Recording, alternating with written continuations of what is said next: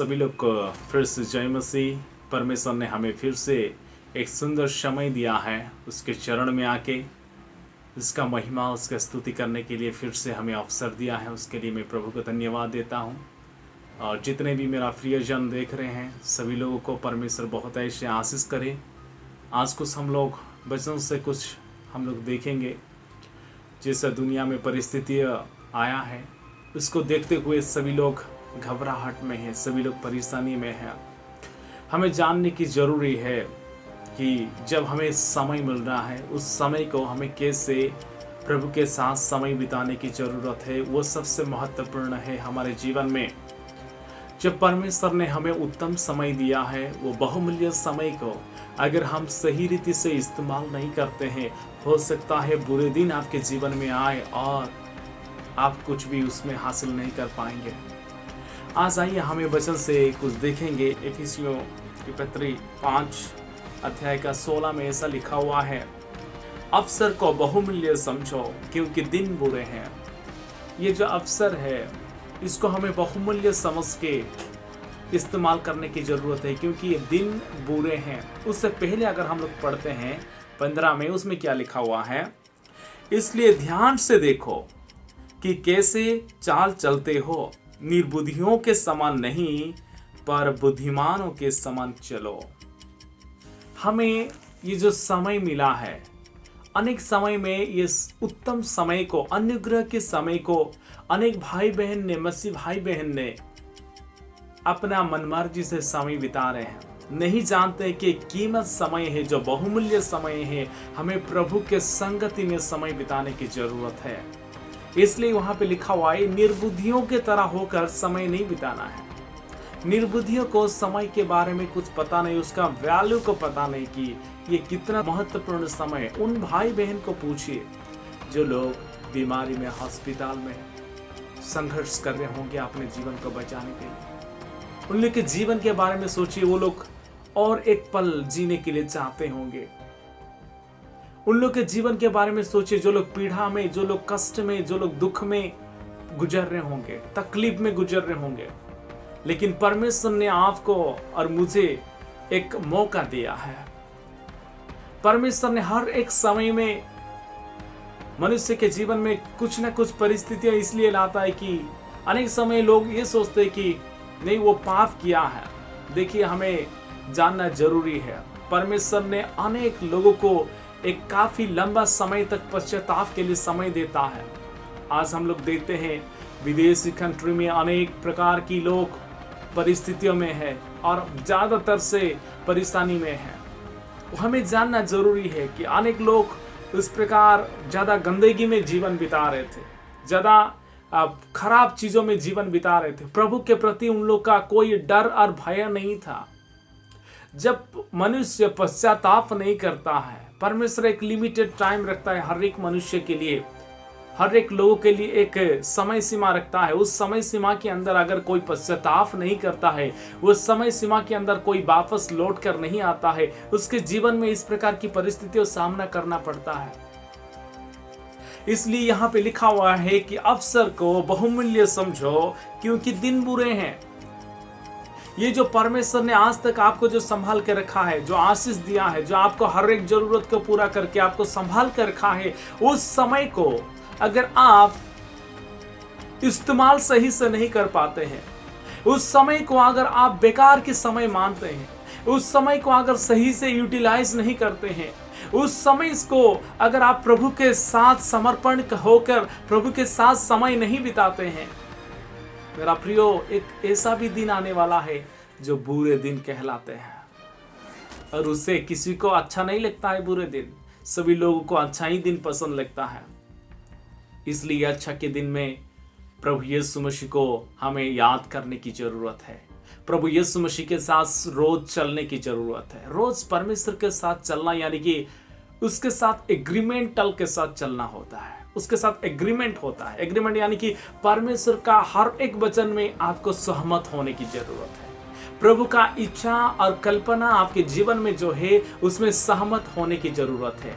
चाहे आपको वो बुरा भी लग सकता है, चाहे आपको वो तकलीफ भी लग सकता है, लेकिन प्रभु के साथ सहमति होकर चलना, यानी कि प्रभु का आज्ञाओं को अपने जीवन में इच्छा हो या ना हो लागू करवाना ही एग्रीमेंट जैसा है। जब हम लोग परमेश्वर के साथ ऐसा चलते हैं, और परमेश्वर के साथ चलना एक हार्मनी की तरह, एक हार्मनी मतलब एक शांति का वातावरण। आप किसी के साथ अगर रहते हैं, अगर शांति नहीं है वहां पे, किसी के साथ आप नहीं रह सकते हैं। अगर कोई आपस में रहते हैं भाई लोग, तो उसमें अगर शांति नहीं, एक दूसरे में रोज लड़ाई झगड़ा होता है, तो वो मिलकर रहना पसंद नहीं करेंगे, वो दूसरे अलग अलग रहना पसंद करेंगे, क्योंकि जहां पे शांति नहीं वहां पे आपस में नहीं रह सकते हैं। अगर परमेश्वर के साथ रहना है तो आपको एक शांति का वातावरण होने की जरूरत है, और ये शांति का राजकुमार ही शांति हमें दे सकता है, ये हमें जानते हैं। इसलिए परमेश्वर के साथ अगर रहना है, आपको सारे मंद चीज को, बुरे चीज को दूर हटाने की जरूरत है। जब तक आप बुरे चीज को प्रतिरोध नहीं करते हैं, आप पवित्रता के साथ रह नहीं पाएंगे।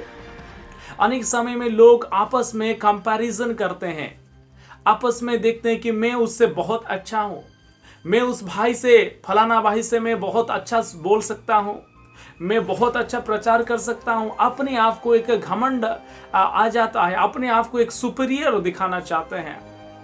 लेकिन हमें वो परमेश्वर के साथ कंपैरिजन करने की जरूरत है। जैसे आइज़ाया देखा है, वो अनटू मी, वो ऐसा कह रहा है, क्योंकि वो देखा है कि पवित्र परमेश्वर को, वो अपने आप को देखा कि पवित्र परमेश्वर के सामने में एक पापी मनुष्य, कुछ भी नहीं है। इस प्रकार जब वो अपने आप को देखा है, वो देखता है कि वो एक पापी मनुष्य है, और वो पापी मनुष्य को उद्धार की जरूरत है। इसलिए वो प्रार्थना करता है, प्रभु मुझे दया करिए। मेरा प्रियो, हम लोगों के साथ कंपैरिजन के साथ नहीं चलना है। आप अपने हृदय को पहले जांचने की जरूरत है। यह अंतिम घड़ी के समय में हम लोग पहुंच चुके हैं। ये जो बहुमूल्य समय परमेश्वर ने आपको दिया है, उस समय को बेकार में आप इसको यूज मत करिएगा। अनेक भाई बहन को मैंने देखा है, वो समय को कुछ समझते नहीं है। जो परमेश्वर अवसर दे रहा है, वो अवसर को कुछ समझते नहीं है। दूसरा पतरस 3:9 में क्या लिखा हुआ है, मैं आप लोगों के लिए मैं पढ़ना चाहूंगा। प्रभु अपनी प्रतिज्ञा के विषय में देर नहीं करता, जैसे देर कुछ लोग समझते हैं, पर तुम्हारे विषय में धीरज धरता है, और नहीं चाहता कि कोई नष्ट हो, वरन ये कि सबको मन फिराव का अवसर मिले। अनेक भाई बहन ऐसे सोचते हैं मेरा प्रियो, कि नहीं प्रभु आने में देर होगा, चलो हम लोग अपना मनमर्जी का काम करें। प्रभु देर नहीं करेगा, अपने समय से वो आएगा, क्योंकि महान परमेश्वर का अपना समय हर एक चीज को पता है। हमें वो जाग के रहने के लिए वो बता रहे हैं। कुछ लोग सोचते हैं कि नहीं आएगा, कब आएगा, चला देखा जाएगा बाद में। ऐसा बिल्कुल नहीं है मेरा प्रियो। परमेश्वर आपके लिए धीरज रखा है कि आप कम से कम मन फिराव करके परमेश्वर के पास आए। आप जो जिस प्रकार नेग्लिजेंस के जीवन बिता रहे हैं, जिस प्रकार के समय को सही रीति से इस्तेमाल नहीं करते हैं, उसके बारे में आपको हिसाब देना होगा। और परमेश्वर आपके लिए धीरज रखा है कि मेरा पुत्र, मेरा बेटा, मेरा बेटी वापस लौट कर आए। अनुताप करे, आपके हृदय में जांच के देखें कि कौन सा रास्ता में जा रहे हैं। अगर परमेश्वर अभी आ पड़ेगा, क्या आप तैयार है उसके साथ चलने के लिए? आप अपनी हृदय को देखने की जरूरत है। परमेश्वर आपके लिए जो कष्ट उठाया है, प्रभु यीशु मसीह ने जो आपके लिए दुख उठाया है, वो व्यर्थ कभी नहीं जाना चाहिए। सभी लोगों को परमेश्वर एक मौका देता है, अवसर देता है। आप देखिए इस्राएल पीपल को, इस्राएल लोगों को परमेश्वर ने मौका दिया है। 40 साल तक जब मिस्र देश से बाहर निकल कर आए, परमेश्वर का उपस्थिति में होकर वो लोग चल रहे थे। परमेश्वर का आश्चर्य काम को वो लोग देख रहे हैं। परमेश्वर उन लोग का संग संग में चल रहा था। परमेश्वर उन लोगों के लिए लड़ाई किया है, जीत हासिल करके दिया है। बहुत अद्भुत काम सब परमेश्वर ने किया है। उन लोगों को खाना खिलाया है, उन लोगों को मांस खिलाया है, उन लोगों का हर एक जरूरत को वो पूरा किया है। परमेश्वर 40 साल तक उन लोगों को समय दिया है मन फिराने के लिए। 40 साल तक प्रभु ने उन लोगों को समय दिया है अपने आप को तैयारी में रखने के लिए। जो उन लोग का हृदय कठोर हो गया था, जो उन लोग का हृदय परमेश्वर के विरुद्ध में था, जो बातें नहीं मानते थे, लेकिन परमेश्वर ने उन लोगों को दिया है। समय काफी लंबा दिया था, उसको भी आज हम पढ़ेंगे। इब्रानियों 3 का 16 से 19 तक क्या लिखा हुआ है। भला किन लोगों ने सुनकर भी क्रोध दिलाया, क्या उन सब ने नहीं जो मूसा के द्वारा मिस्र से निकले थे? और वो 40 वर्ष तक किन लोगों से क्रोधित रहा? क्या उन्हीं से नहीं जिन्होंने पाप किया और उनके सब जंगल में पड़े रहे? और उसने किन से शपथ खाई कि तुम मेरे विश्राम में प्रवेश करने ना पाओगे? क्या केवल उनसे नहीं जिन्होंने आज्ञा ना मानी? अतः हम देखते हैं कि वे अविश्वास के कारण प्रवेश ना कर सके। हम देखते हैं वो लोग परमेश्वर के विरुद्ध में पाप करने लगे हैं, परमेश्वर का वचन को तोड़ने लगे हैं, परमेश्वर के प्रति अविश्वास करने लगे हैं और परमेश्वर को क्रोध जगाए हैं। देखिए मेरा प्रियो, परमेश्वर ने सभी लोगों को एक समय सीमा देता है, एक लिमिटेड टाइम देता है वापस आने के लिए। परमेश्वर हर एक बार मौका देता है, आपको देता है, मुझे देता है, दुनिया का हर एक लोगों को परमेश्वर ने मौका देता है कि मेरा बेटा कभी नष्ट ना हो। परमेश्वर कभी नहीं चाहता है, क्योंकि वो इसलिए हमें उद्धार करने के लिए नहीं आए कि हम लोग नष्ट हो जाए, हमें इसलिए वो उद्धार करने के लिए आए ताकि हमारा जीवन बच जाए। हम उसके साथ रहने के लिए वो हमें चुना है, हमें ये नष्ट होने के लिए नहीं चुना है। तो वो हमें समय देता है, अवसर देता है, और ये अवसर को आप बहुमूल्य समझ के इस्तेमाल करिए। अगर इसको लापरवाही करेंगे, आज देखिए दुनिया जो भगत रहा है, दूसरा देश में बहुत पीड़ा है, जो लोग गंदगी के जीवन बिताए, पश्चाताप नहीं किए, उन लोग के मन में कोई भी प्रभु के प्रति डर और भय नहीं है, कभी अनुताप के साथ नहीं आए हैं, कभी रोए नहीं है, कभी वो विलाप नहीं किए हैं, कभी क्रंदन नहीं किए हैं। मेरा प्रियो, हमें परमेश्वर के पास आने की जरूरत है, हमें उसके चरण में आने की जरूरत है, अपने हृदय से उसके चरण में आने की जरूरत है। प्रभु हर एक लोगों को मौका देता है। आप नूह के समय में देखिए 120 साल प्रचार किया गया है, लोगों को काफी लंबा समय तक मिला था वो लोग वापस आने के लिए, लेकिन वापस नहीं आए। सभी लोगों को परमेश्वर ने मौका दे रहा है। यहाँ पे जैसे इस्राएल लोगों को हर एक जरूरत को परमेश्वर ने दिया है, लेकिन लोग उसको लापरवाही किए हैं। अनेक लोग प्रभु के विरुद्ध में गए हैं, अनेक लोग प्रभु का आज्ञा को माना नहीं है, अनेक लोग प्रभु के विरुद्ध में पाप काम किए हैं, विश्वास नहीं किए हैं। कितना दुख की विषय है। जो परमेश्वर उसके साथ होकर जा रहा था, जो परमेश्वर उन लोग के जीवन में अद्भुत काम सब कर रहा था, परमेश्वर उन्हें काफी लंबा समय दिया है अनुताप के साथ परमेश्वर के पास लौटने के लिए, लेकिन लौटे नहीं है। तो परमेश्वर इसलिए वो कहता है कि वे लोग मेरे विश्राम स्थान में प्रवेश नहीं कर पाएंगे। आज आपका और मेरा सवाल है, क्या आपको परमेश्वर जो अवसर दे रहा है उस अवसर को सही से आप समय बिताते हैं क्या? या आप फिल्म देखने के लिए समय बिताते हैं, या आप और मनोरंजन के लिए समय बिताते हैं? आज इस प्रकार की परिस्थिति आया, किसी को भी पता नहीं था इस प्रकार एक लॉकडाउन आएगा। सभी लोग व्यस्तता में समय बिता रहे थे, सभी लोग व्यस्तता में अपना जीवन को बिता रहे थे, लेकिन परमेश्वर एक मौका दिया है आपको अपने परिवार में एक आत्मिकता की जागरूक बनाने के लिए। अगर ये समय को सही से आप यूटिलाइज नहीं करेंगे, आप जैसे जीवन बिताते हैं आप लोगों को प्रभावित कर सकते हैं, आप अपने परिवार से प्रभावित कर सकते हैं, अपने बेटा बेटी से प्रभावित कर सकते हैं। लेकिन आपको अगर आत्मिक रीति से खड़ा हो सकते हैं तो अपना बेटा बेटी भी ऐसे ही आत्मिक में वो लोग भी खड़ा हो सकते हैं। ये एक मौका है आपके लिए कि घुटने में जाके प्रार्थना में समय बिताने के लिए, वो परमेश्वर के साथ अधिकतर चलने के लिए परमेश्वर ने ये मौका दिया है।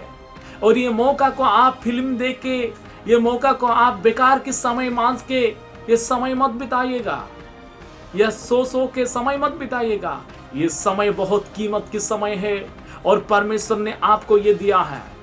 अभी हो सकता है मैं 3 तारीख हो जाएगा तो कम से कम 40 दिन हो जाएगा। 40 दिन परमेश्वर आपको मौका दिया है क्या 40 दिन में आपका मन परिवर्तन हुआ है?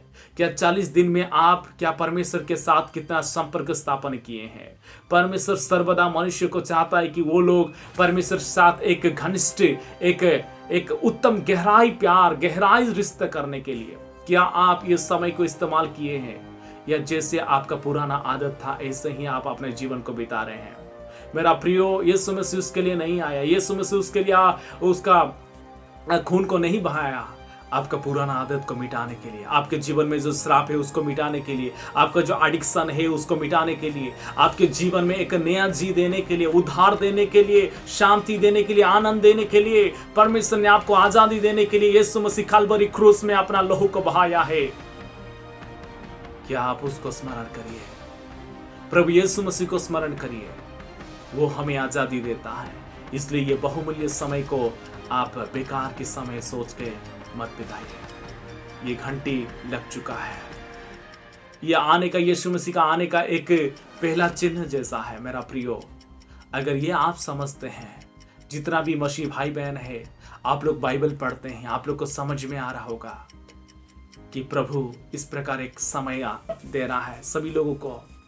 एक प्रकार की ये चिन्ह है कि हमें जानने की जरूरत है, हमें जागृत रहने की जरूरत है, हमें आत्मिकता की जीवन बिताने की जरूरत है। अगर हम लोग पीछे पड़े हैं मेरा प्रियो, अभी ये समय है, ये समय को आप आज ही अभी ही आप अपने जीवन में इसको इस्तेमाल कर सकते हैं। प्रभु के पास आइए, मन फिराइए, जैसे नीनेव के दिनों में मन फिराएं। परमेश्वर क्रोध में विलंब करने वाला परमेश्वर है, वो बहुत ही हमें प्यार करता है। जब हम लोग रोएंगे, जब हम लोग अनुताप करेंगे, जब हम लोग टूटे मन उसके चरण में लेकर जाएंगे, परमेश्वर कभी भी हमें दूर नहीं करेगा, वो हमारा प्रार्थना सुनेगा, हमें उद्धार देगा। मेरा प्रियो, हमें आज जो अवसर मिला है उस अवसर को सही रीति से हमें व्यवहार करने की जरूरत है, क्योंकि यीशु मसीह ने जब आया है अनुग्रह की वर्ष घोषणा करने के लिए आया है, वो अनुग्रह देने के लिए आया है, अनुग्रह की वर्ष घोषणा करने के लिए आया है। लेकिन अभी जो दोबारा आएगा वो अनुग्रह से नहीं, वो न्याय करने के लिए आएगा। क्या सभी लोग, हम सभी लोग उसके सामने में खड़ा होना जरूरी है, कोई भी उससे भाग नहीं सकता है। अगर आप इस समय को सही से बिताते हैं, अगर आज ये समय को अवसर मान के बिताते हैं परमेश्वर के लिए, आपके लिए अच्छा दिन है। और एक हम पढ़ेंगे लूका लिखित सुसमाचार में 17 अध्याय का 26 से लेकर हम लोग पढ़ेंगे। जैसा नूह के दिनों में हुआ था वैसा ही मनुष्य के पुत्र के दिनों में भी होगा। जिस दिन तक नूह जहाज पर ना चढ़ा उस दिन तक लोग खाते पीते थे और उनमें विवाह होते थे। तब जल प्रलय ने आकर उन सब को नष्ट किया।